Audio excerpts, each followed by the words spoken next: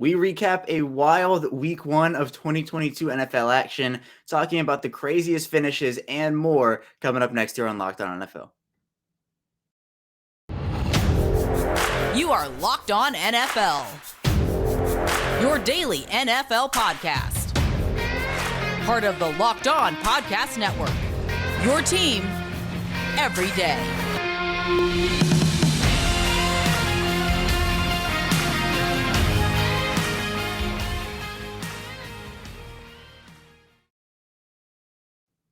Welcome into another edition of the Locked On NFL podcast, part of the Locked On Podcast Network, your team every day. And it's Monday, so you have me, Kevin Ostreicher, the host of Locked On Ravens.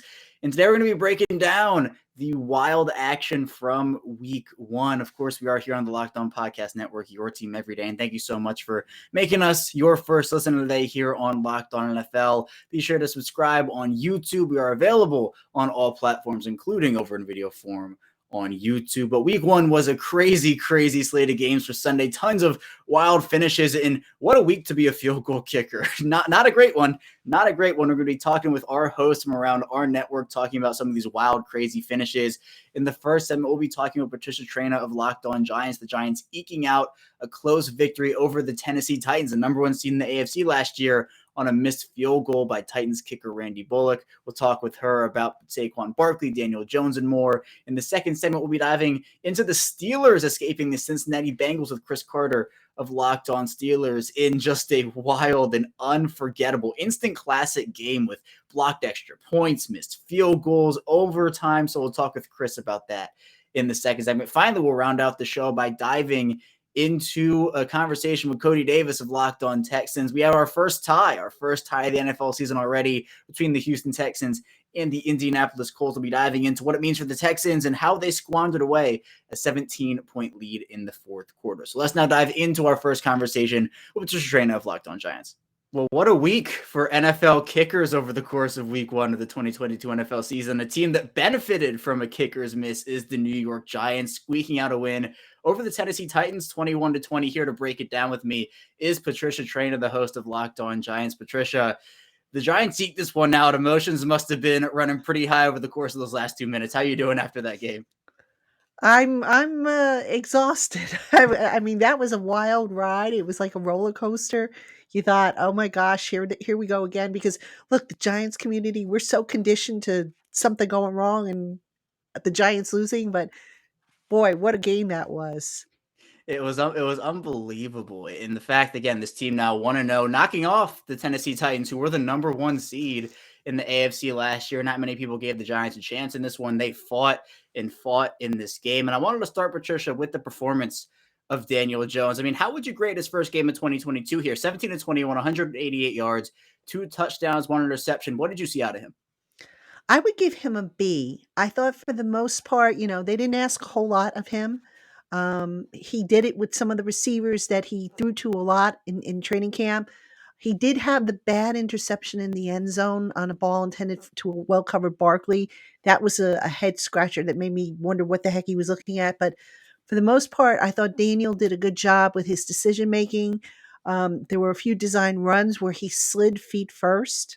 Thank goodness. A couple times he started a little early on his slide and came up short.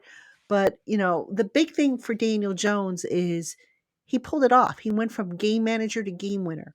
And he engineered, that game-winning drive.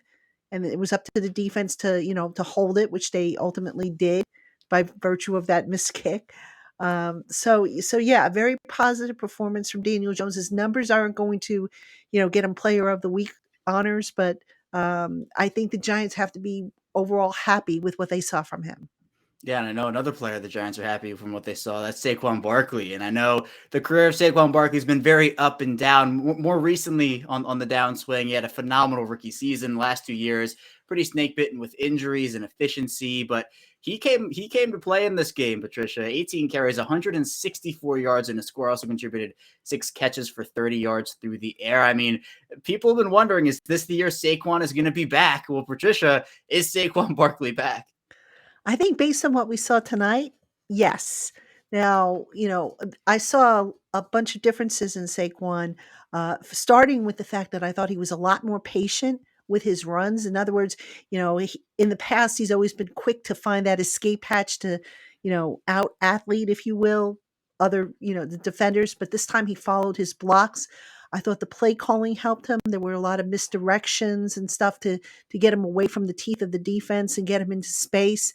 So I think overall, the whole package, what we saw is what Barkley has always been capable of doing. He just kind of needed that extra help with the play calling. He needed to just realize that, hey, look, you can't always outrun guys. Sometimes you got to be a little smart. You got to follow your blocks and be patient. And I think we saw that with him. And the numbers were there. I think this was his third highest career total rushing yardage. And, what better way to start off the season for Saquon Barkley? Right now, the Giants, they have the new coaching staff over there. Brian Dable taking over the head duties. How'd you like his first game? I liked it. I mean, Dable, you know what? A lot of people would have said with that 2-point conversion call, they're like, "What are you doing, man? Just play, get it into overtime." That shows that Dable backed up what he's been saying all along, and that is he's got confidence in his guys. You go back to last year, and the famous two in a row. What was it, like 4th and 1 or something like that? And they called a draw, which showed no confidence at all in the players. Well, Dable's like, okay, you know what? We're going to go for it and we're going to get it. So he's showing the confidence in the players, and he's putting these guys in the best possible position to succeed. And guess what? They rewarded his faith in them, and they gave him a game ball actually after the game because it was a team win, but he was offered the game ball for not only his first win as an NFL head coach, but for basically steering them in the right direction, keeping the spirits up, and just believing in them. Right, and another coach who got his first win in the Giants uniform, if you want to call it a uniform, is Don Martindale, the Giants' new defensive coordinator coming over from Baltimore, known for his aggressive blitzing style. Patricia, what'd you like from what you saw out of his defense? I like how he adjusted throughout the game. In the beginning, of the game, the Titans were kind of having their way with the Giants, particularly in the inside linebackers, which right now is the weak spot on the team. But Martindale adjusted, moved guys up a little bit. Did a great job against Derrick Henry. I think they held Derrick Henry to 82 yards on 21 carries. Overall, the Titans rushing game 93 yards on 26 carries. That's just unheard of for that group. So Martindale was smart. He wasn't overly aggressive. We thought maybe we would see blitz after blitz after blitz. We didn't see that. We just saw a lot of smart execution. And I should add that he didn't have his top two pass rushers in Azeez Ojulari and Kayvon Thibodeau, both of whom were inactive because of injury. But still, he found a way to make it work. The Giants weren't gashed on the edges. They were pretty stout. And, other than, like I said, the play of the inside linebackers with the coverage, which we kind of knew was going to be a weakness going in, Martindale seemed to have an answer for everything that the Titans threw at him. Yeah, and I want to go, Patricia, to the last offensive drive and the last defensive drive for the Giants at the end of this game here. They obviously go out on the field, score the touchdown, pick up the 2-point conversion, and also they limited the Titans just enough for Randy Bullock to go out there and miss that field goal. It didn't allow him to get in the end zone. I mean, what'd you like and not like from those two drives at the end of the game? I like the fact that the Giants weren't laying down. Sometimes towards the end of the game, you sit there and you say, okay, let me, let's get to the end of the game and let's just, call it a day. And the Giants they didn't take their foot off the jugular, which is what I like. Now, the defense, they were kind of, having some problems there. The Titans were able to move the ball. And yes, by luck, by luck of a missed kick, it did make the difference in the game, but they never gave up. You didn't see anybody give up. You didn't see anybody say, "Oh my God, let's just get this into overtime and we'll start fresh." So I like that the Giants finished. They finished on offense. They finished on defense. They did get a break, which maybe in the past they might not have gotten, and they come away with a win. The first time they have won in week 1 in the regular season since 2016. And also, I think the first time in a few years, I want to say since, I don't want to give you a wrong number, but this is the first time in a while the Giants have been at over 500 in a season. Well, yeah, and a win like this can really spark a run or a great start to a year. I mean, where do the Giants go from here, Patricia? Because it seems like they have confidence in themselves, the coaching staff having confidence in the players, as you mentioned. So, I mean, what's next for this team? Well, they have some things they have to clean up. Special teams was not very good. They had some coverage issues with players not staying in their lanes. Lane integrity was a big issue. The pass protection, and especially in the first half, wasn't really solid. Like I mentioned, the play of the inside linebackers. The cornerback play was not too bad, but there were some issues there with some penalties. So there's definitely stuff to clean up, but there's a lot of teaching moments that they can build on, from the gutsy come from behind win to, being patient with in the pocket, from you name it. There's a bunch of stuff there. And, as the Giants get back some of these guys who are missing because of injury, they're going to get reinforcements and hopefully get even better. It's going to be a while before we know exactly what this team is, but certainly they're off on the right foot after this And, win. and how much win, Patricia, did this confidence give the confidence level of this team go up for you in terms of where you were before the year started versus where you are now? Because this was, again, a game where not a lot of people gave the Giants a chance. Right. Yeah, I mean, with any team, it's kind of like you don't know what you can do until you've done it. So this team coming in, they kind of thought that they can win, but until you actually win a game and you do so in a dramatic fashion, you don't really know.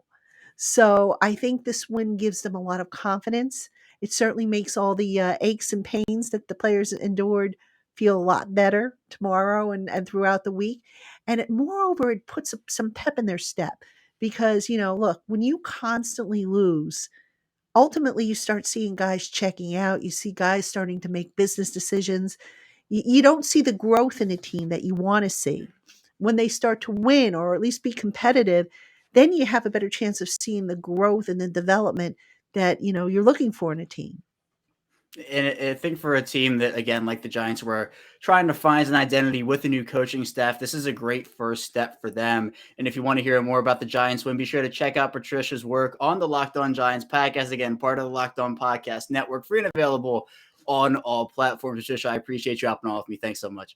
What a game it was for the New York Giants, squeaking out that win. Saquon Barkley looked phenomenal. Daniel Jones did his part as well, and it gives the Giants confidence. So we'll see what they'll be able to do with that moving forward. Coming up here on the show, we're going to be diving into our conversation with Chris Carter of Locked On Steelers and just how Pittsburgh was able to escape Cincinnati despite forcing 5 turnovers on Joe Burrow. So be sure to stay tuned. We still have a ton to talk about here on the show. But first, I do want to tell you a bit about BriteCo. And we've all seen the engagement fails on the internet. You certainly don't want to be that guy, and you certainly don't want to splatter it all over the internet as well. The guys at BriteCo Jewelry Insurance will make sure you get a replacement for the full value of that ring, no matter if it's lost or stolen, or you just can't figure out what happened to it. And insurance can be a pain to deal with sometimes. The guys at BriteCo turn the whole experience around. So it's probably the easiest thing you can do for yourself this week. There are no excuses. For $5 a month, you can get totally comprehensive coverage, and it won't take you more than 2 minutes on your cell phone. So check it out, brite.co/locked on. We're back here. Kevin Oestreicher, your host, still here with you. And again, thank you so much for making Locked On NFL your first listen of the day. Be sure to subscribe on YouTube, follow us in audio form. But now we're going to be diving into just how the Pittsburgh Steelers pulled off this miraculous, incredible win. Cincinnati scores a touchdown to tie the game with 6 points with 1 second remaining on the clock. Time expiring on the clock, and you have Evan McPherson coming out for an extra point, and it's blocked. The game goes to overtime. So then there's all this craziness that goes on. We're going to be talking with Chris about how Pittsburgh escaped the injuries the Steelers are going through now as well. A couple big names getting injured. Let's dive into that conversation now. Well, the Pittsburgh Steelers and Cincinnati Bengals went through an instant classic in week 1 of the 2022 season. Here with me to break it all down is Chris Carter, the host of Locked On Steelers. And Chris, I want to first check in and just ask how you are and what emotions you were going through watching that game, because we saw missed field goal after missed field goal, 5 turnovers forced by this Pittsburgh defense, and they just eke out a win here right before the game ends in a tie. Man, like, I'm sweating, bro. Like, I'm just sitting here. Let it be known, I also cover Pitt football. They went into an overtime contest. They lost, but it was such an incredible fight from Mike Tomlin's team. That's the biggest takeaway I have right now. One, a lot of people who doubted Minkah Fitzpatrick last year because his interceptions weren't as high or this, that, and the third. I hope those people can sit down now because his pick six on the second play of the game from the Bengals offense immediately, set a tone for this defense. He had multiple breakups. He led the team with 14 tackles, also blocked the extra point that got them to overtime. He just continues to find ways. He's a great football player. And the whole time, he wasn't just making plays, Kevin. He was talking. Like, Joe Mixon, he had a play where he kind of ran over Terrell Edmonds, and Minkah Fitzpatrick came up and said, "Don't you say nothing." And the next play, he lit him up in the hole. And it was just like he set a tone for the Steelers the entire game. So remarkable effort from them. I think you combined for 7 sacks on this defense, which, I mean, sure, the Steelers, that's what they do. They get sacks. They've led the NFL in sacks for 5 straight seasons. But like, this was on another level. TJ Watt only got 1 of them, and we'll talk about his injury in a bit. But Alex Highsmith, who I said this is going to be his coming out year, 3 sacks in this game, ridiculous. He continued to make plays. Cam Hayward getting in the backfield, he got a sack. Even had a cornerback, Arthur Marlette, coming in and get a sack. This was just every which way they found a way to make plays. They did. You had interceptions from Minkah Fitzpatrick, Ahkello Witherspoon, TJ Watt, and Cam Sutton on top of the forced fumble by Alex Highsmith that was recovered by Cam Hayward. Just this is what Mike Tomlin dreamed up, was to say, hey, this defense is going to be elite. It's going to carry you to wins. Yes, Mitch Trubisky's going to struggle, but this defense can win football games, and they proved it right in the middle of Cincinnati. They did, and that they really kept Cincinnati in check on the ground. Joe Burrow throws this ball 53 times on Sunday, and you have the 4 interceptions, the 1 fumble that he lost. He did have 2 fumbles overall. Chris, how are the Steelers able to rattle Joe Burrow so much? And while the final stat line for him, 338, 2 touchdowns, looks okay, you cannot ignore the 4 interceptions. It's just how rattled he looked throughout the entire game. You can't. And the passer rating shows that. He had a 61.7 passer rating at the end of the day. And, if you're the Bengals, I said this all week leading up to this game. The Steelers, their key is to stop Joe Mixon. Don't let him crush them in this game. 27 carries, 82 yards.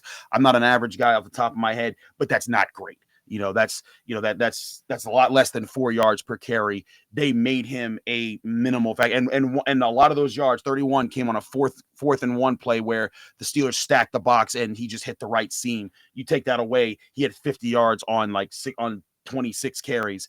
That's a dominating day from the Steelers rushing defense. And I think that, I said it all week, that balance, if you take that balance away from Joe Burrow, he looks a lot more human. And then you start getting the pressure. You don't let him just sit in the backfield. A lot was made. Pro Football Focus ranked this Bengals offensive line before they played a single snap. They're going to be a top 10 offensive line in the league. They were tossed around like rag dolls by the Steelers defense. They got after him. They hit Joe Burrow. And I'll tell you, he eventually recovered when the pressure stopped coming as much.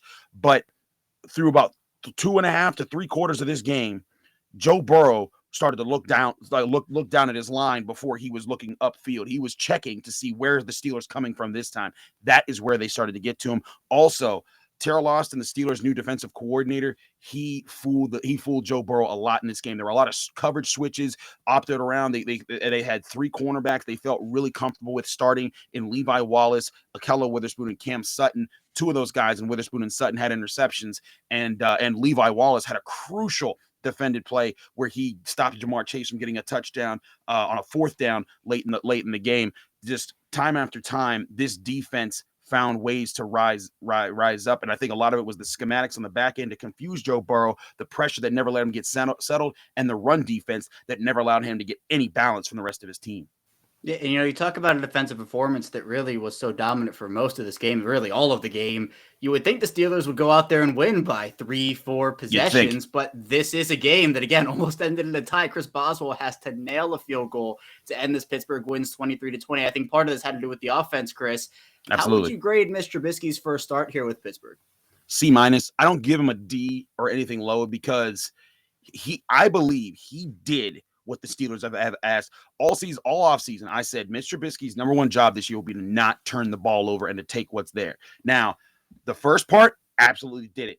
Threw it 38 times, no turnovers. You're happy with that. I think if you're the Steelers, you're like, okay, that part. Now, did he do enough to necessarily win the game on his own? In the last drive in overtime, he did. He was able to roll out, hit Pat Freiermuth on the move. He was able to throw a pass to Deontay Johnson that was, it was up there, but Deontay Johnson made a great catch, one of the best catches I think we'll see this year. But at no time did Mitch Trubisky scare the Bengals into anything. The Steelers, he threw one touchdown pass to Najee Harris when they had a short field. And then he led that field goal drive. Other than that, this was a defensive win. I don't put too much against Trubisky because, again, first game, new offense on the road. Najee Harris went down late in this game. I want to see how he grows from this, but certainly I don't think it will stop any of the Kenny chants that will be coming from Steelers fans next week when they return home to play the Patriots. But yeah, Mitch Trubisky, I give him a C- because I think he was limited for a reason. They knew, hey, this defense can win this game against the Bengals. Don't you lose it. And to his credit, he didn't.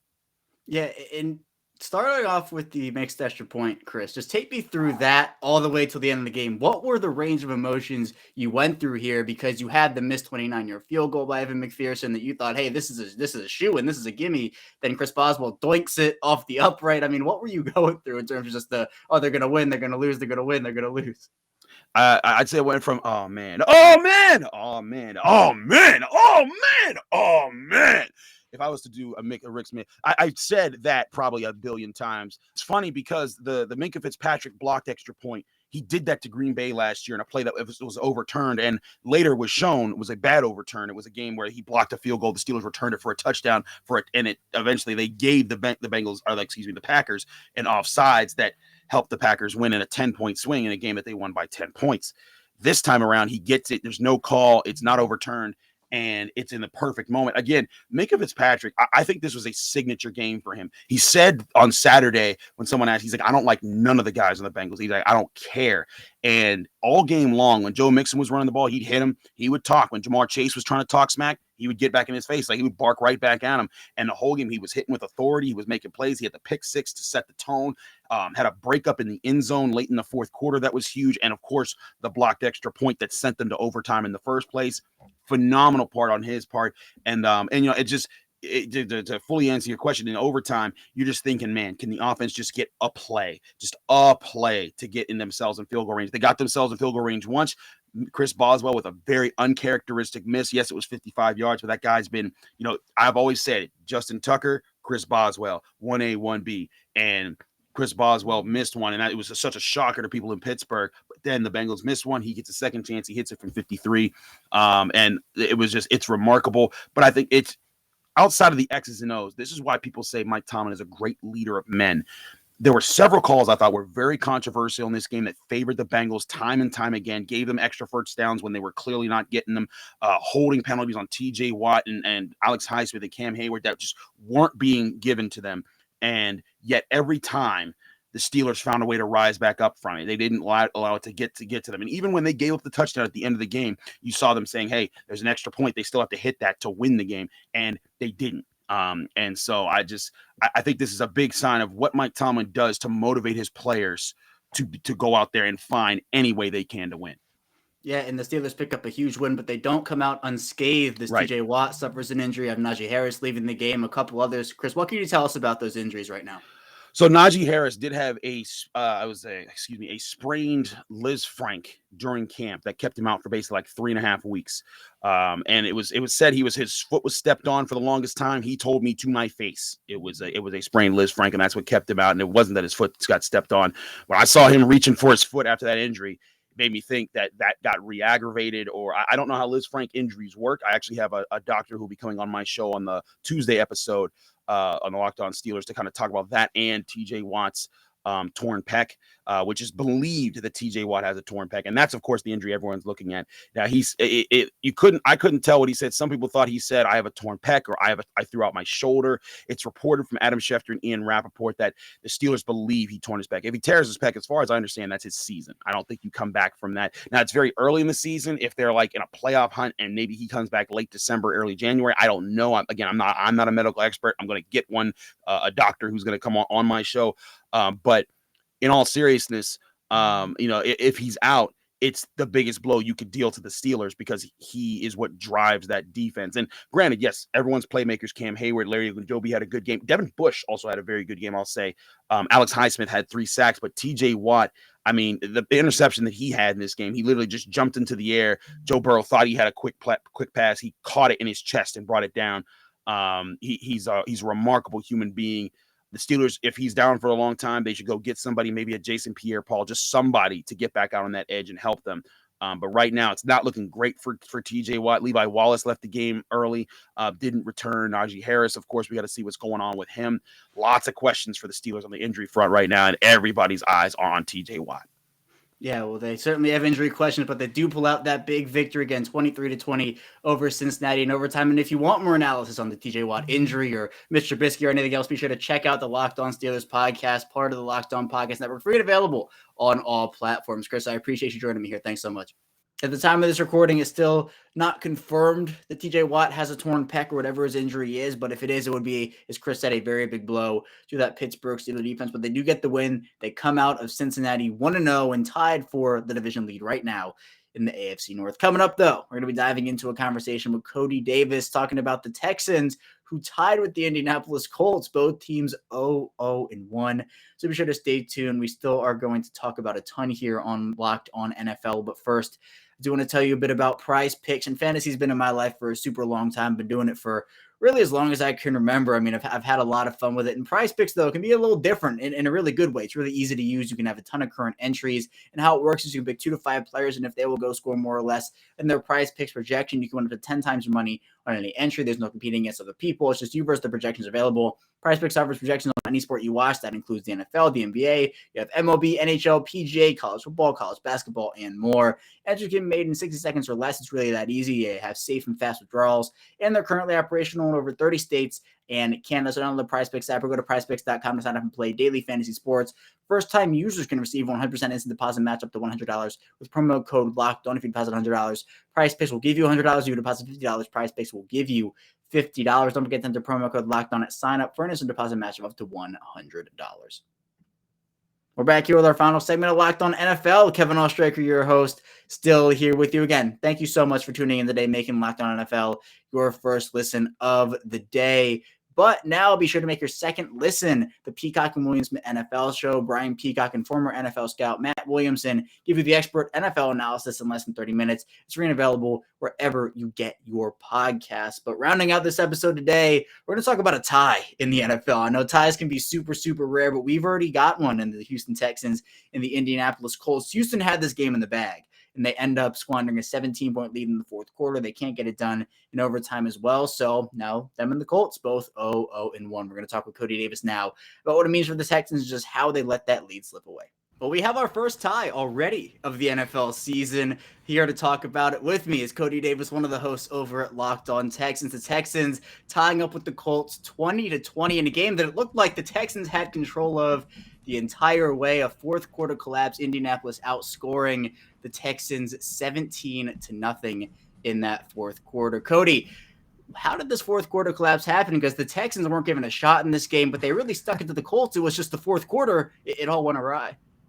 Yeah, look, first and foremost, you got to look at it like this. And this has been one of the issues that I've always had with the Houston Texans. It didn't matter if it was the Bill O'Brien era, the David Culley era, and now the Lovie Smith era. It seems like every time the Texans get a big lead, they get too complacent and too conservative with their play calling on the offensive side of the ball, and it always ends up biting them in the behind. Everyone remembers the terrible conservative play calling early against the Chiefs. It happened last year against the New England Patriots, week 5, and that was the game. It seemed like once they lost that game, the season was done. And it was the same thing with this game. They got the lead. They was up 20-3, and they just started to get too complacent with their play calling on the offensive side of the ball, and that just led to the offense not getting nothing done. The defense was always out there, and that is part of the reason why the Indianapolis Colts was able to go out there and outscore the Texans 17-0 in the fourth quarter. By the way, I also want to mention this is an Indianapolis Colts team, because the defense got tired, did went out there and record 214 yards, 14 first downs, and 3 scores. Of course, the field goal, and of course 2 touchdowns. So yeah, once again, it's like, why are we here? And, you're talking about it. I mean, we saw like the flea flicker to Brandon Cooks. Like we saw some creativeness and aggressiveness there, but the run game, Coty, wasn't really working throughout the entirety of the game. I mean, the team averaged 2.8 yards as a whole. Rex Burkhead led the team in carries and yards, 14 for 40. But we had heard so much about Dameon Pierce throughout the entire offseason, how good he was looking, the running back one for the Texans. And then Burkhead ends up getting the lead role for this game, at least. Pierce did end up having 11 carries and 33 yards. So definitely more of like a timeshare split between the two.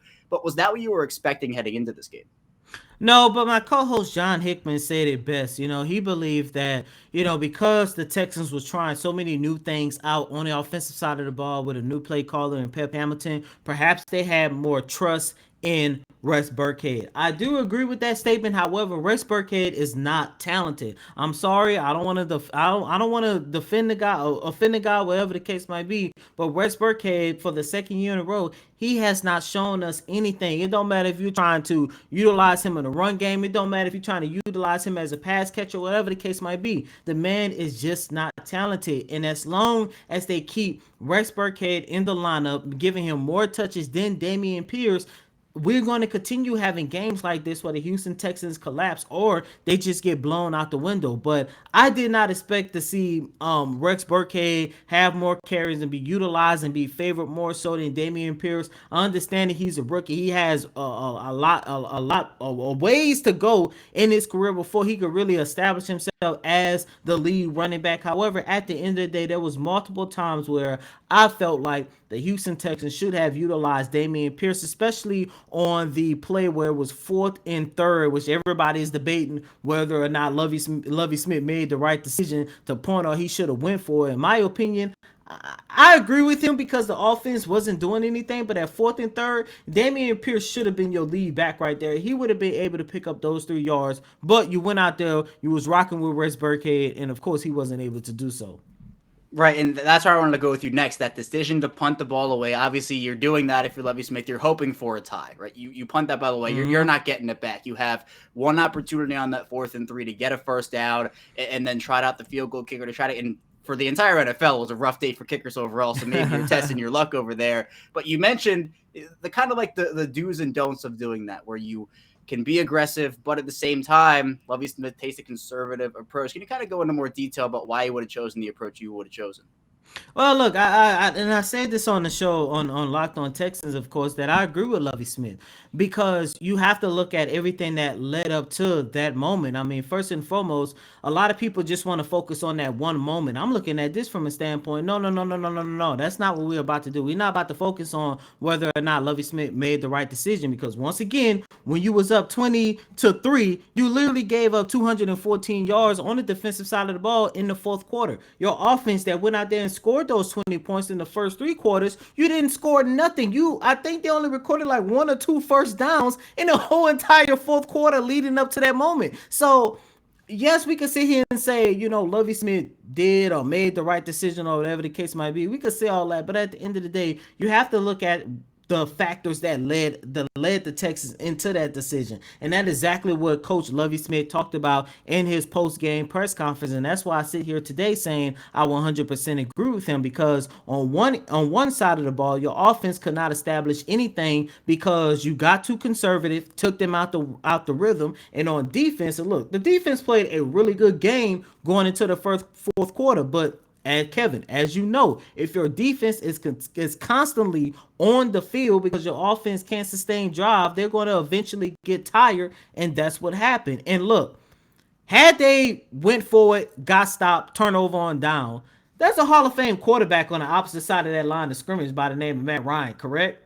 I'm pretty sure he was going to be able to put the Indianapolis Colts in a great position to leave NRG Stadium with a victory. There's another guy on the offensive side of the ball. I think his name Jonathan Taylor. Didn't he literally just lead the whole NFL in rushing last year?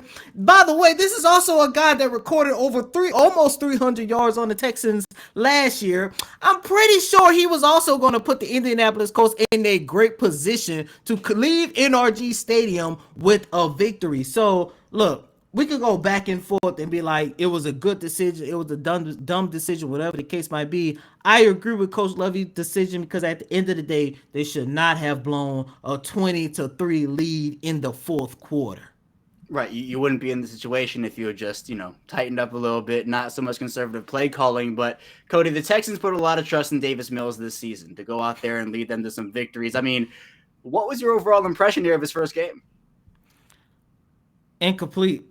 If I had to grade it, I would say incomplete because yes, he did go out there and do some. He went out there and did some great things. Don't get me wrong, but at the end of the day, I'm looking at this from a standpoint, and everybody in the city of Houston is talking about this. The Texans, they say they are fully committed to Davis Mills for this upcoming season, and everyone is looking at this from a standpoint of if Davis Mills go out there and showcase what he can do, he's going to win the starting job for the Houston Texans for beyond the 2022 campaign. But he did not do a good job making his case in his very first game. And I know it's only one game, but at the end of the day, when we go back and we take a look at how he ended last season in those last 5 games, when we go back and we take a look at how good he looked doing voluntary OTAs, mandatory mini camps, training camp, like he looked really good throughout all of that. And it's like, okay, maybe the Houston Texans are working with something. But, and my co-host John made a really good point, after the Indianapolis Colts missed that field goal and it seemed like the Texans were still a little bit too conservative, as you literally have an opportunity to at least get this team in field goal range, it seemed like the Texans do not and did not trust Davis Mills. And if you cannot go out there and trust your starting quarterback, even if it is just the first game of the regular season, then we really have a big issue. He had a couple, he made some throws that I, just shaking my head like, a little bit to the left, a little bit to the right. There was this a big debate here in the city of Houston, the incomplete pass attempt that he threw to Chris Conley. Some people think it was Conley's fault. Some people think it was Mills' fault. I think it was Conley's fault because, the pass wasn't really that great, but as a wide receiver, you should be able to still make that easy catch if nobody's on you. But I say all that just to say, I don't know how to feel about Davis Mills' first game of 2022. Hopefully it gets better. Right, and I know for Texans fans all over, definitely frustrating to have that 17-point lead and blow it in the way that they did. But in a game that, again, not a lot of people gave the Texans a chance to even be competitive in, they were able to go out there and force this Colts team to a tie. Well, who were some positives that stuck out to you throughout the game? Well, even though I talked a lot about them, what they did in the fourth quarter, and I really feel bad because the defense actually played a really good game. Because going up into this first game against the Indianapolis Colts, of course, going up against Jonathan Taylor, as I mentioned, this is a guy who almost recorded 300 yards on the Houston Texans defense. All last week, Coach Lovie Smith, his son, who is the linebacker coach, Miles Smith, other players on the defensive side of the ball, John Gennard, Jerry Hughes, like so many people talked about all of the upgrades and the enhancements that they made to their run defense. And they did a really good job containing Jonathan Taylor because going into the fourth quarter, this was a guy that only had 85 yards going into the fourth quarter. So they did a really good job. They did a really good job containing Matt Ryan. They did a really good job covering the wide receivers. Like this defense did a really good job. However, it just sucks because when you take a look at the collapse that they had in the fourth quarter, that is why Jonathan Taylor has 161 yards to close out the game. And I just wanted to just point out the whole entire defense as a whole because when you go back and you take a look at what those numbers say in those box sheets, it doesn't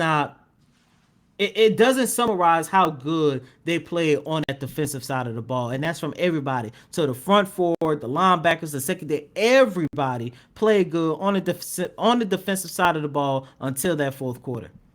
Yeah, and so with the Texans tying up against the Indianapolis Colts 20-20. For more, if you want to hear more about this Texans tie, be sure to tune into the Locked On Podcast Network with Locked On Texans. Coty and John over there do a great job, part of the Locked On Podcast Network, of course, free and available on all platforms. Coty, I appreciate you hopping on with me here today.